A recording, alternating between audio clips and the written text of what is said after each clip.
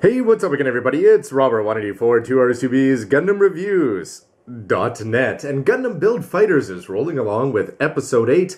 People have been speculating as to how many episodes there's going to be, but after today, I figure it's going to be rolling on even more. But now it's time for a quick recap before moving on to the best ofs this week between characters MS and Scene, with lots of cameos thrown in as well. The first thing I'm sure you saw about this episode is that these two guys, Iori Sei and his pilot Reiji, are hardly in the episode, only Booker in the middle and then at the very, very end. And instead, this is all about the world building and battles and battles and battles and character dumps. In turn, if you go to gundambf.net, which the website always just sounds funny, you're going to see that they've bumped up the character count to what? I think about 26 or something like that. Whereas for MS's, they're still not listing the cameos, and they're only up at about 12 there. But I almost wondered if this was going to go clip showish, but no, it's world building through and through, MS's and characters galore. Starting out with a red and gold Yakushiki, how about that? A nice little homage to Char, and he took on, I could not believe it, yes, the G-Savior. And we have Niels Nielsen, who's desperate to find out the secret of plastic particles. Is there something illegal? Is there something sneaky going on in the background? Is there a larger story to this? They're definitely alluding to it. Where are they going to go? We get to meet Greco Logan and the Fettuccine Boy and his tall geese Valkyrie. That's Greco Logan's. And then we're going to see some more of the masked man Kawaguchi and his Camphor Amazing. The color scheme is definitely growing on me. And as we get to see some more characters like Gawain, I think it's about 9 minutes before we're actually going to get to see these two guys, hair twisted aside. And then they recap for a couple minutes, which is why it felt like a clip show. The background music, though, bumped up in intensity as we got to see a new mysterious white-haired girl who we've seen in the back of a car before take on the Devil Gundam in a Jagan. And I think there's somebody out there just saying this is wrong, and there's some Jagan fans saying this is so right. But after the commercial break, it was time to go to the American Gundam Builders World Cup, and I was half of expecting the Gundam Maxter to be there. But as the Raging Bull, Greco Logan, took on Niels Nielsen, he dumped his red and gold Yakushiki and went straight into the Sengoku Astray, and we don't even know what happened as he went Roronoa Zoro on everybody, cutting through everything, and in the end, we just have an idea of how many more characters are there out in the world, and even though Rage at the end said, "Where's my Gunpla?" Iori Sei, just like with my review sometimes, said, well, you know, it takes a little bit of time to build. For Character of the Week, well, it's not going to be any of the main ones that we're used to, as they just dumped a whole load of brand new characters, some of them quite interesting and some of them just for cameos, and you know that we're going to be seeing them again, and it was sort of reflected by the fact in the ending that we got to see Iori Sei, and as they were moving past a whole bunch of characters, as they're already switching the ED to incorporate the characters that they've just introduced us to. So Niels Nielsen, for me, is probably going to come down to being the most interesting character that we got to see introduced this week.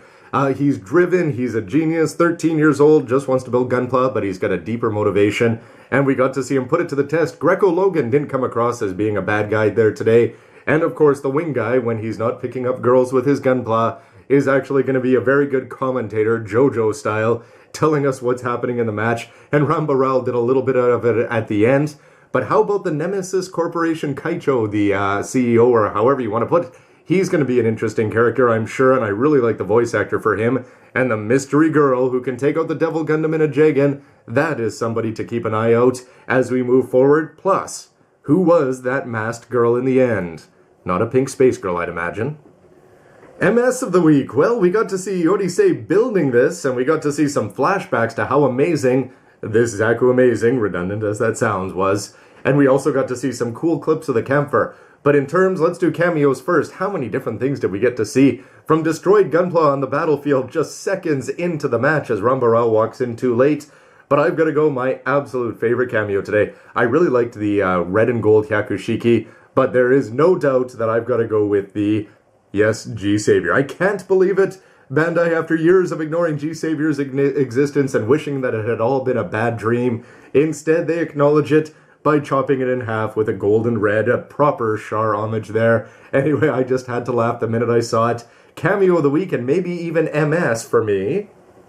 But you know, Bandai is setting up something special here as they revealed at Gunpla Expo. This in an episode where we got to see more tall geese painted up in green. The color didn't do it for me, but the name Valkyrie, definitely nice. And the Devil Gundam in its old model form. Just love to see that out there. But no, it's gotta go to the red frame, the Sengoku Astray there, with its mysterious Oni backpack, and the fact that it's got things on its shoulders that we didn't even get to see use, as it just confused everybody, including Greco Logan, to such an extent that he was just blown away. But how about those blades, as we got to see Roronoa Zoro just chop right through them, blow up a mountain with his angry X-blades, and like we said, we never even got to see how the Valkyrie has his arms ripped off.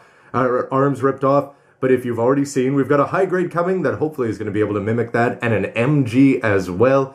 Definitely looking to be a main character here, as we are going to be fleshing out some of the good guy team members, you'd figure, between Mao and this guy, in terms of the kids figuring out in this whole new generation what this whole Plavsky Ryusho world is all about. For Scene of the Week, well, there's definitely going to be some contenders up there, none of them involving the main characters. That's supposed to be Yodisei and his orange there. But what did we get to see? We got to see the Devil Gundam chopped through by a jig, and that's right up there. The red frame just looking absolutely stunning, some great background music, but as he got to take on the Valkyrie in his tall geese form and just slice right through it. But I am going to be ridiculous here. For me, this episode was made by one scene, and one scene only, that I already alluded to. G-Savior exists. It is canon. It is Gunpla, and I wonder if it's actually going to make it into the Gunpla magazine in the future. But between just how many different MSs they were throwing at us, even just the broken ones down on the table, you know that with these amount of fierce competitors and this kind of Gunpla and the creativity out there, that the show is going to go from strength to strength. And it seemed to definitely bump up the drama in terms of the actual tournament itself, while deepening all the connections. But for me to see the G-Savior come there and lose, that will make me enjoy any 20-minute episode of anything. So I'm going to be really curious to see your reaction to this episode. Is it better that they're fleshing out the world, the tournament, and the Gunpla and the characters and adding a lot more mystery? Or do you want to see more of the regular characters? We got to see Rambarel drop in. How did you feel this episode? Was it sort of disjointed? For me, I really did like the world-building exercise.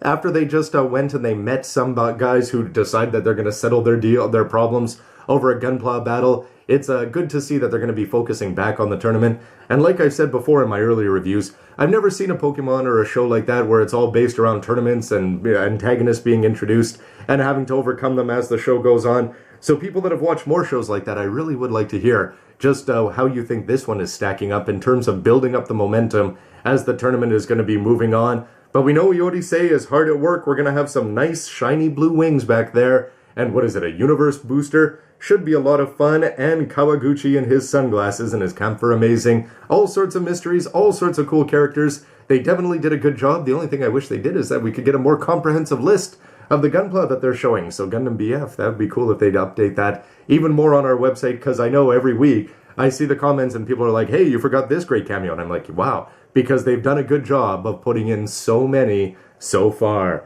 Anyway, everybody, don't forget to go to GundamReviews.net, where you can vote on whether you like this episode or not. And of course, go check out the past polls and stick around for lots more news, reviews, and everything else you can use. And I'd love to see your comments down below. Thanks for watching, everybody. No beach this week. So who was your favorite MS? Kubile. No doubt. Bear Guy-san to come.